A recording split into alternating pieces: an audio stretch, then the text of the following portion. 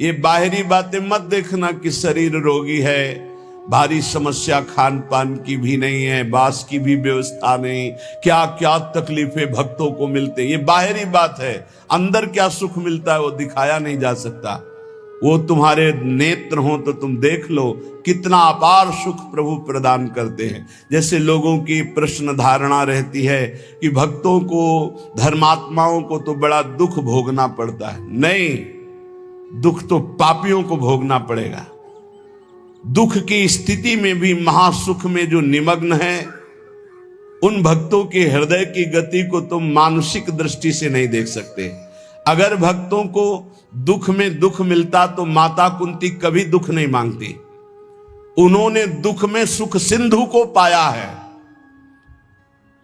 जब सुख आया तो सुख सिंधु गया द्वारिका, इसीलिए रोक दिया रथ को और फिर विनय की कि मुझे ऐसा सुख नहीं चाहिए जिसमें आप द्वारिका के लिए जाओ।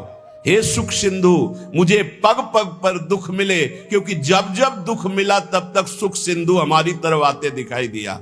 आपकी मधुर माधुरी, श्रीअंग की लावण्य, अद्भुत मुस्कुराहट, आप हमारी तरफ और निर्भय रहो, बस ये मुझे चाहिए। और ये मिलता है अगर दुख में, तो मुझे लाख लाख दुख दीजिए, मुझे सुख नहीं चाहिए।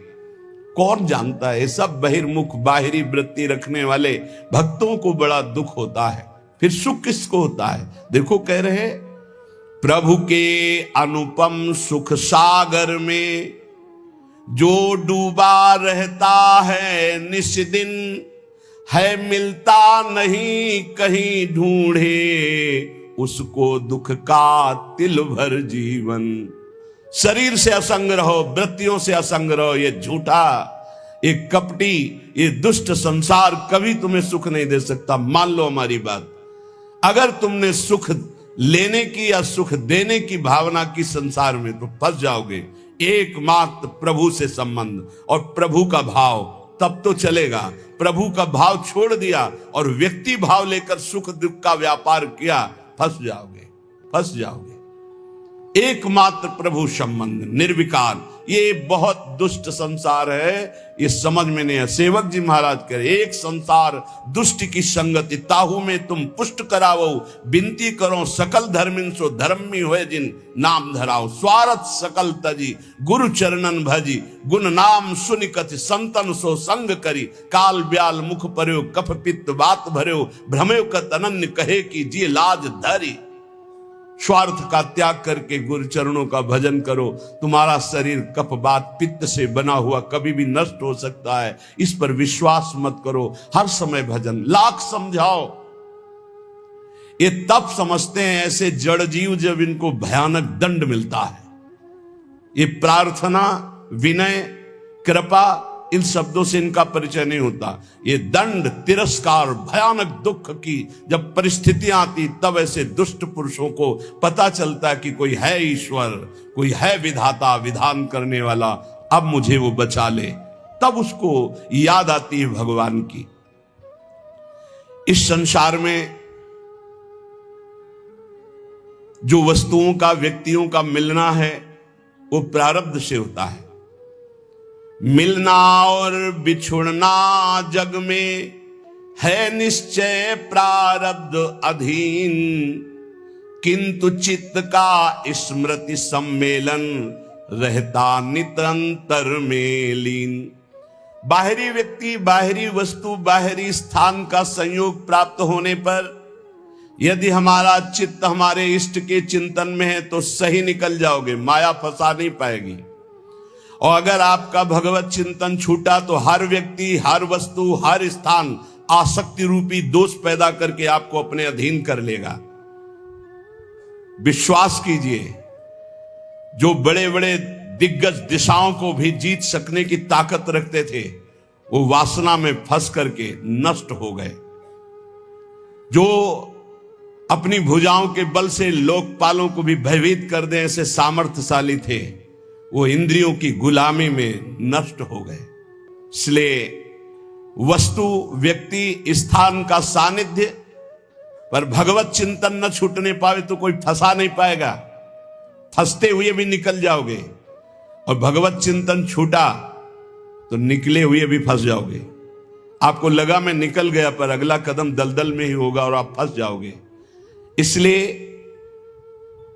प्रारब्धानुसार व्यक्ति, वस्तु, स्थान, भोग सामग्री आ सकती है, पर उसको भोगना ना भोगना ये तुम्हारे ऊपर है। चित्त का भगवत चिंतन से तार जुड़ा हुआ है तो आपका निर्णय ठीक होगा। अगर तार टूट गया चिंतन का तो विषय रस गिरा लेगा आपको। और अगर चिंतन चल रहा है तो कहीं भी तुम्हारी ममता नहीं फंसेगी। बढ़ती रहती ममता प्रतिपल, रहता चित्त दिवस निश्लीन, होता नित्य निवास हृदय में, रहती जैसे जल में मीन। निरंतर चिंतन चल रहा है तो व्यक्ति, वस्तु, स्थान के बीच में रहते, ये बड़ा सूक्ष्म विषय है। निरंतर चिंतन चल रहा है प्रियालाल का, तो वस्तु, व्यक्ति, स्थान के बीच में रहते हुए भी ममता प्रियालाल में होगी, वस्तु में नहीं, व्यक्ति में नहीं, स्थान में नहीं। हम लोगों से यही भूल हो जाती है कि वस्तु, व्यक्ति, स्थान का प्रारब्धानुसार सानिध्य मिलने पर हम प्रभु को भूल जाते हैं और उसका भोग करने लगते हैं, जिससे हम फंस जाते हैं। फिर हम प्रभु की मुस्कुराहट नहीं, फिर हम संसार की मुस्कुराहट देखना चाहते हैं। ये खुश रहे, ये प्रसन्न रहे। कभी दुष्ट प्रसन्न नहीं हो सकता, दुष्ट हृदय कभी प्रसन्न नहीं हो सकता। ये ध्यान रखना। जीवन में अनुभव की बात जो हम कहते हैं उसको पकड़ लो। यदि सुखी होना चाहते हो तो भीतर और बाहर से असंग रहो। किसी को भी दुलार मत करो, ना अपनी इंद्रियों को, ना बाहर किसी को। अगर किसी को दुलार किया तो फंस जाओगे, और फंस जाओगे तो छुटाने वाला गोविंद है, वो छुटाएगा। पहले एक बार तुम्हें मुंह की खानी पड़ेगी, क्योंकि तुमने गोविंद की नहीं मानी, तुमने गुरु की नहीं मानी, इसलिए एक बार तुम्हें घुटने टेकना पड़ेगा माया के आगे।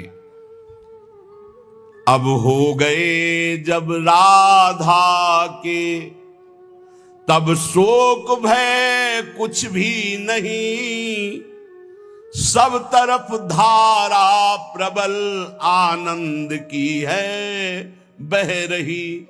असंग होकर जब हम राधा किशोरी की हो गए तो आप देखेंगे रात दिन आनंद की धारा बह रही है।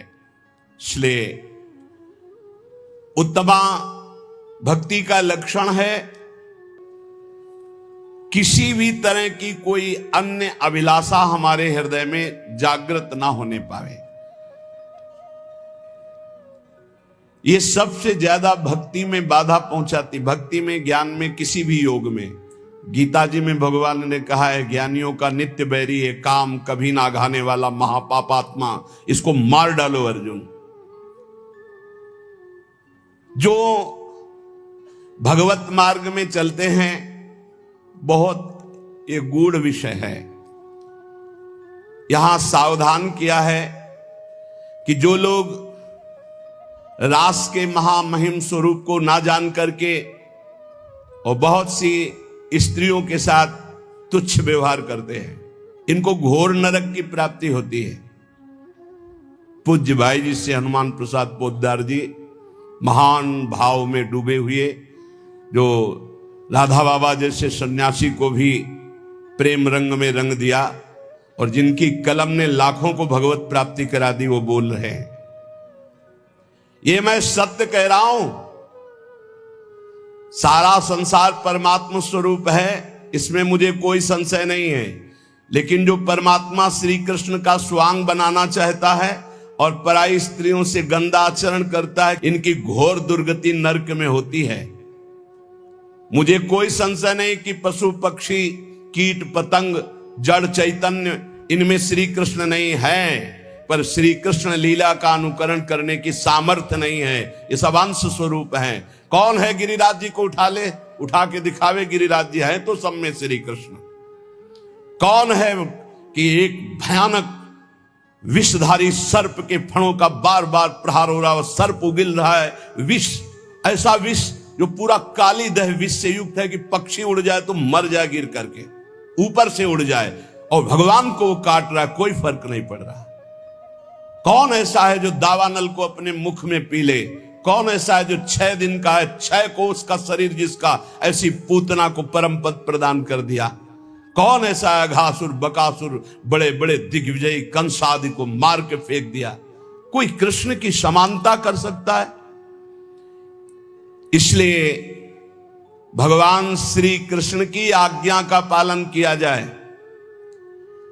ये रास का अनुकरण जो गंदी भावना से करते हैं, इनकी बहुत बड़ी दुर्गति होती है। ये मलिन गंदे काम राज्य को रास नहीं कहते हैं। पांच भौतिक, जहां देह ही नहीं है, जहां देह के अंग ही नहीं है, वहां काम लीला कैसे हो सकती है? चिदानंद शरीर में पांच भौतिक विकार नहीं होते। काम का प्रवेश पांच भौतिक शरीर में होता है, ना कि चिदानंद देह में। आत्मज्ञानी कैवल्य मोक्ष पद प्राप्त महापुरुषों में भी काम का प्रवेश नहीं होता, फिर प्रेमी महापुरुषों में, फिर भगवान में। गोपियां साक्षात श्री कृष्ण हैं। जैसे श्री कृष्ण सच्चिदानंद, ऐसे गोपी सच्चिदानंद। जैसे आत्मा सच्चिदानंद, ऐसे गोपी सच्चिदानंद। जो भगवान श्री कृष्ण की लीला का इस तरह उपहास करते हैं, पराई स्त्रियों को अपने प्रेम संबंध की भावना से, ऐसा तो नरक की तैयारी कर रहे हैं, नरक यंत्रणा की तैयारी कर रहे हैं। अरे जहां प्रेम, महाप्रेम केवल है, वहां कोई कामना, कोई वासना, जगत का कोई भी जीव आत्मेंद्रिय तृप्ति की इच्छा के बिना, चाहे वो कितना भी बड़ा साधक हो, एक क्षण भी नहीं रह सकता आत्मेंद्रिय तुष्टि। और गोपीजन श्री कृष्ण सुख में स्थित, बहुत ऊंची स्थिति। और गोपीजन कोई स्त्री हैं, उनके शरीर तो पतियों के पास विराजमान है, घर में विराजमान, सब चिदानंद देह से भगवान। जब भगवान अवतार लेते हैं तो भूमि भी चिदानंद होती है, माता पिता परिकर सब चिदानंद होते, खगमृग पशु पंछी सब चिदानंद होते। और आपको पता होना चाहिए कि ये गोपियां जो प्रकट हुई, बड़े बड़े ब्रह्म ऋषि जो तपस्या कर रहे थे, वो भगवान से वरदान मांगे और गोपी आकर बने। जो इस लोक में इस महान परम पावन भक्ति का दुरुपयोग करते हैं, वो परलोक में नरक की यंत्रणा, इस लोक में निंदा भय क्लेश कष्ट प्राप्त करते हैं। शास्त्र में कहा गया है, यस्पीह वा अगम्याम स्त्रियम पुरुषः अगम्यम। बहुत ध्यान से सुनिए ये सूत्र। यस्वी वा अगम्याम स्त्रियम पुरुषः अगम्यम वा पुरुषम योषद विगच्छति तावमुत्र कसया ताडयन्तस्तिग्मया सूर्म्या लोहमय्या पुरुषमालिंगयन्ति स्त्रियम चा पुरुष रूपया सूर्म्या। यदि कोई दूसरे की स्त्री से छल कपट करके, व्यवहार बना करके उसके साथ संभोग करता है, तो उसे लोहमयी जलती हुई स्त्री से बहुत काल तक आलिंगन कराया जाता है, वैसे चेष्टा कराई जाती है। यस्वी वा अगम्याम स्त्रियम पुरुषः अगम्यम वा पुरुषम योषधवगच्छति तावमुत्र कसया ताडयन्तस्तिग्मया सूर्म्या लोहमय्या पुरुष मालिंगयति। पुरुष माल, उस पुरुष को नरक में ऐसी यंत्रणा। और जो स्त्री अपने पति को धोखा देकर दूसरे पुरुष का, तो वो चा पुरुष रूपया सूर्म्या, वो पुरुष रूप लोह से जलती हुई लोहे की मूर्ति, उससे उसको आलिंगन बहुत वर्षों तक कराया जाता है। नरक में भीषण यंत्रणा उसको प्राप्त होती है। इस नरक का नाम है तप्त शूर्मी नरक। और फिर इसके बाद जब उसका जन्म होगा तो भयानक भयानक रोगों से पूरा जीवन पीड़ित रहेगा, जो दूसरी माताओं बहनों के साथ व्यभिचार करता है। अब जब कर्म का फल आता है, तब कह देते हैं कि पूर्व जन्म का कर्म है, उसको भोगना पड़ेगा। हमारे साथ भगवान अन्याय कर रहा है, हमने कोई पाप कर्म नहीं किया। अगर कर्म का फल नहीं है तो गर्भ से ही बालक अपंग कैसे पैदा हो रहा है? गर्भस्थ बालक ने क्या पाप किया था इस जन्म में? गर्भ से ही नेत्रहीन क्यों पैदा हो रहा है? गर्भ से ही मूक बधिर क्यों पैदा हो रहा है? गर्भ के बाहर आया भी छोटा बालक है, खेल खेल में हाथ पैर टूट गया, क्यों? कौन सा अपराध उसने अभी किया है? ये पूर्व का है। नहीं, पूर्व का क्या प्रमाण है कि उसका जन्म हुआ है? नहीं, लाखों बार जन्म हुआ है। अगर प्रमाण ही देखना है तो देखो, भय, प्यार, प्राण पोषण, इसका पूर्वाभ्यास उसको है। पुचकारो छोटे से बालक को, वो किलकारी मारेगा। ये किसने सिखाया है कि ये प्यार का लक्षण है? ऐसे करो, वो रोने लगेगा। ये किसने? ये भय का लक्षण है। और उसके मुख में दुग्ध लगा दो, पीने लगेगा, प्राण पोषण। ये कैसे जाना? किसने सिखाया है कि देखो ये तुम्हारे मुंह पे जब लगाया जाएगा इसको तुम्हें पीना है? उसको ज्ञान है क्या? लेकिन जो ही मुख में लगाते हो पीना शुरू कर दे, पूर्वाभ्यास है। बहुत बार समझाने पर भी अज्ञानी जीव तर्क नहीं छोड़ता है। अरे पापाचरण छोड़ दो, पापाचरण करने से कई जन्मों तक आपको दुख भोगना पड़ेगा। एक एक पाप का बहुत जन्म तक दुख भोगना पड़ेगा। और यह कर्म बहुत बलवान होता है, बहुत प्रबल होता है। बड़ी कृपा भगवान की है जो बड़े भारी कर्मों का हिसाब हमें छोटे में दे करके भुगता रहे हैं। इसलिए उपासक को चाहिए कि भगवान की लीलाओं का गायन करे, ये विश्वास रख करके कि निश्चित हम परम मंगल करने वाला भगवान का नाम गुण कीर्तन है। तुम्हारा मन लगे या ना लगे, भाव बने ना बने, अग्नि को देखो या ना देखो, अग्नि को समझो या ना समझो, अग्नि पे भाव करो ना करो, भूल से, चूक से, समझ से, जबरदस्ती से भी छुआ दी जाए तो तुम्हें जला देगी, क्योंकि उसमें दाहिका शक्ति है। ऐसे ही श्रद्धा से, अश्रद्धा से, भूल से, जानकारी से, भाव से, कुभाव से, कैसे भी नाम जप करो, लीला कथा सुनो, तुम्हारा परम उद्धार हो जाएगा, परम मंगल हो जाएगा। भगवान की लीला कथा गान करने से हृदय पवित्र होता है। उनकी लीलाओं का, कुछ लीलाएं जो सहज करुणामयी, उनका तो अनुकरण हो सकता है, सब लीलाओं की सामर्थ्य नहीं। जब बहुत जन्मों के पुण्य एकत्रित होते तब भगवान के प्रेमी संत जनों का संग मिलता है। उसमें भगवत कथा सुनने को मिलती है, सिद्धांत सुनने को मिलते हैं। ये जो तर्क करने वाले लोग तार्किक हैं, ऐसे लोगों को करोड़ों शत्रुओं के समान मानकर त्याग देना चाहिए। ध्यान से सुनिए, जो लोग भगवान के नाम की निंदा करते हैं, धाम की निंदा करते हैं, भगवत लीला की निंदा करते हैं, शास्त्रों की निंदा करते हैं, भक्ति की अवहेलना, ऐसे लोगों का संग त्याग देना चाहिए।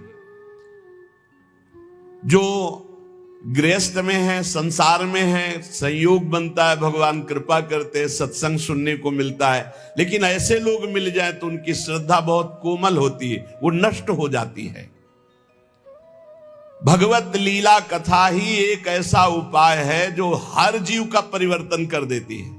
अगर आप सत्संग सुनोगे तो निश्चित आपका परिवर्तन हो जाएगा। जब सत्संग सुनने का समय आवे, अवसर मिले, तो अपने कान बिल्कुल एकाग्र करके लगा देने चाहिए। कोई शब्द नहीं छूटना चाहिए, हर शब्द सुने खूब आनंदित होकर। या तो हम हाथ में माला है इसलिए कि तुम्हारा मन न भगे, और कान सत्संग में है, जहां मन भगने लगे तो बीच में चलाने लगे राधा राधा राधा राधा। और अगर आप एकाग्र श्रोता हैं तो फिर माला की जरूरत नहीं है। एकाग्र दृष्टि वक्ता के मुख पर और निकले हुए शब्द को स्वाति की तरह पान करो। सारी बाधाएं सत्संग नष्ट करने में समर्थ है। सारी बाधाएं अध्यात्म की, व्यवहार की, सब नष्ट हो जाएंगी। सत्संग की धारा जहां अंतर पहुंचती है तो जन्म जन्मांतर के कूड़ा करकट ये सब बहा देती है। कितने ऐसे हजारों लोग हैं जो सत्संग के प्रभाव से अपने जीवन की गंदी बातों का त्याग कर और उत्तम मार्ग में चल पड़े। आग जलाकर भस्म का ढेर छोड़ देती है, पर सत्संग वो बाढ़ है कि राख भी नहीं छोड़ती, सब बहा ले जाती है। अर्थात वासना, कामना, पापाचरण का चिन्ह भी नहीं रह जाता यदि सत्संग रोज सुने और मनन करे तो। श्री कृष्ण का प्रेम साम्राज्य प्राप्त हो जाता है सत्संगी को। जहां श्रोता के मन में वक्ता की परीक्षा लेने की बात आती है, कि देखे चल के कैसा ज्ञान है इनको। तर्क करने की बात आती, विवाद करने की बात आती, उन श्रोताओं को विशेष लाभ नहीं मिलता। जो केवल रस पीने की इच्छा, क्या भगवत चर्चा का रस है, आहा आनंद, आज तो सौभाग्य हो गया कि हमें सत्संग सुनने को मिला। ये परिवार, रुपया पैसा, नाना प्रकार की भोग सामग्री, पद सबको मिल रहे हैं, पापियों के पास भी है। सुतदारा धन लक्ष्मी पापियों के घर हो, संत समागम हरि कथा तुलसी दुर्लभ दोय। कथा ये भगवान की ऐसी महामहिमामयी है कि सुनने मात्र से भगवत प्राप्ति करा देती है। देखो, बड़े याज्ञिक और विद्वान हैं, वेदज्ञ हैं मथुरा के ब्राह्मण, लेकिन इनको भगवत दर्शन नहीं हुआ। और उनकी पत्नियां केवल भगवत चर्चा सुनती हैं। वृंदावन से मालिनी पुष्प लेके जाते, आज ठाकुर जी ने ऐसा श्रृंगार किया था, आज लाल बिहारी ने उस असुर का वध किया। सुन सुन करके इतनी प्रबल लालसा जागृत हुई कि वो भोग लेकर के सीधे भगवान को पवाया और दर्शन प्राप्त किया। रत्नावती जी ने और कभी कोई साधना नहीं की थी, केवल दासी ने भगवत चर्चा सुनाई। तो भगवत चर्चा सुनते सुनते ऐसी महान की भक्त भूप उनको कहा श्री नाभाजी ने। ये अंतरंग लीला में प्रवेश, जब बाहर सुनते सुनते तो अंतरंग लीला में सीधे प्रवेश सत्संग करा देता है। भगवान की लीला कथा ऐसी है कि अगर कानों में शब्द पहुंच जाए तो पाप और ताप दोनों का नाश कर देती है। पर जो श्री कृष्ण के भक्त हैं, प्रेमी हैं, उन्हीं के मुख से सुनने पर यह परिवर्तन होता है, अन्यथा नहीं। यहां पूज्य भाई जी महाराज कह रहे कि ऐसा लीला कथा का प्रभाव कि सीधे भगवत प्राप्ति। तो जो श्री कृष्ण के भक्त हैं, प्रेमी हैं, जो रुपया के भक्त नहीं, मान प्रतिष्ठा के भक्त नहीं, व्यवहार के भक्त नहीं, केवल परमार्थ के भक्त हैं, उनको ये वाणी में उनमें प्रवीणता होती है, यह सामर्थ्य होती है कि जीव के स्वभाव का परिवर्तन मर्दन करके उसमें भागवतिक स्वभाव प्रकाशित कर देना। जब कोई श्री कृष्ण भक्त, श्री कृष्ण प्रेमी भगवत चर्चा करता है तो अहोभाग्य, बड़ा सौभाग्य उसका जिसको सुनने को मिलता है। तब उसके पाप ताप सब भस्म हो जाते हैं, क्योंकि उनकी वाणी श्री कृष्ण से जुड़ी हुई है, उनका चित्त श्री कृष्ण से जुड़ा हुआ है। अतएव जो शब्द उच्चारण करते हैं उसमें श्री कृष्ण की सामर्थ्य होती है और जीव का परिवर्तन कर देती है। ज्ञान योग से भगवान को ब्रह्म समझकर भजने वाले संसार से मुक्त होना चाहते हैं। अष्टांग योग वाले समाधि में स्थित होकर परमात्मा की दिव्य सिद्धियां और ज्योति दर्शन पाना चाहते हैं। ऐश्वर्य ज्ञान युक्त भक्त लोग सामीप्य सायुज्य आदि मोक्ष चाहते हैं। ये सब आत्महित चाहते हैं। लेकिन सत्संगी श्री कृष्ण प्रेम चाहता है। इसीलिए कहा तात स्वर्ग अपवर्ग सुख धरी तुलाए कंग तूल न ताय सकल मिल जो सुख लव सत्संग। सत्संग सीधे भगवत प्रेम, सत्संगी सीधे भगवत प्रेम चाहता है। श्री कृष्ण के साथ, प्रभु के साथ ममता हो जाना ये सबसे बड़ी बात है। और उस ममता का स्वरूप प्राण वल्लभ श्री कृष्ण। प्राण वल्लभ, प्राणों से भी अधिक प्रीतम हमारे प्यारे हैं। प्राण देना पड़े तो ऐसे पुष्प की तरह दे दे। अपने सारे सुखों को भूलकर अपने प्यारे के सुख में मगन होना, इसे प्रेम कहते हैं। ढूंढो अपने हृदय में कहां प्रेम है। या अपने सुख के लिए प्यारे से प्यार करना कि मुझे सुख मिलता है, लेकिन प्यारे के सुख के लिए अपने सारे सुखों को भूलकर, यह अनुराग है। अपने सुख दुख की परवाह नहीं, प्यारे की इच्छा में इच्छा मिलाकर उनकी आज्ञा पालन करना। ये दुष्ट स्वभाव वाले नहीं समझेंगे ये बात। उनको अपनी वासनाओं की पूर्ति चाहिए, अपनी इच्छा की पूर्ति चाहिए, नहीं समझेंगे। सत्संग का रंग जब चढ़ेगा तो अपने सुख दुख की परवाह भूलकर अपने प्यारे की आज्ञा में चलना, प्यारे की इच्छा पूर्ति करने की भावना रखना, भगवान की कृपा से हो जाएगा। ये ऐसा भाव हो जाएगा। है दुर्लभ, बड़ा कठिन भाव है, सुसुख वांछा का त्याग करके तत्सुख। पर कृपा शक्ति में इतना महान बल है कि जितनी भगवान की शक्तियां वो सब कृपा शक्ति का अनुसरण करती है। भाई जी महाराज कह, इसलिए तुम हर समय कृपा मनाओ कि मेरे ऊपर लाडली जी की बहुत कृपा है। जो कृपा शक्ति का आश्रय ले लेता तो कृपा शक्ति का अनुसरण भगवान की अनंत शक्तियां करती है। यहां तक कि कृपा शक्ति इतनी बलवान है कि भगवान को भी अधीन करवा देती है। कृपा से इतनी कृपा है कि भगवान को भी अधीन करा देती है। भगवान बंधन स्वीकार कर लेते हैं भक्त का कृपा से।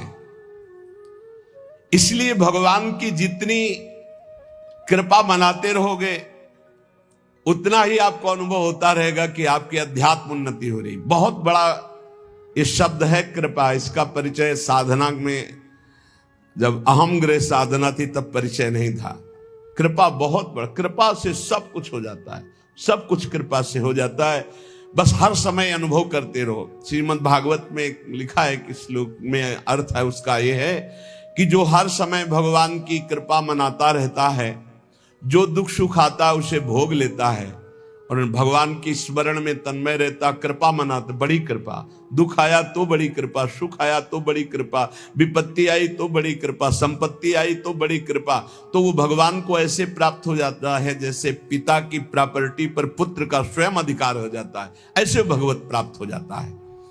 अखिल रसामृत मूर्ति प्रभु की प्राप्ति का सहज और सर्वश्रेष्ठ उपाय है। चित्त वृत्ति का निरंतर अविच्छिन्न रूप से प्रभु में लगे रहना है। ये हजारों बार चर्चा हुई, इसको पकड़ो। चित्त वृत्ति का निरंतर प्रभु में लगे रहना। चाहे तुम सकाम से हो चाहे निष्काम से, चिंता मत करो। सकाम से भी हो, प्रभु का चिंतन बनने लगे। भक्ति के अनेक साधन हैं।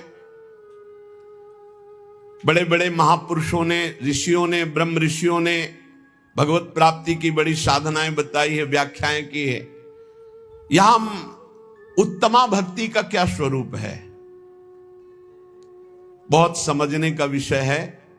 सर्वोत्तम भक्ति का क्या लक्षण है, तो बोले अन्याभिलाषिता शून्यम ज्ञान कर्माद्यनावृतम आनुकूल्येन कृष्णानुशीलनम भक्तिरुत्तमा।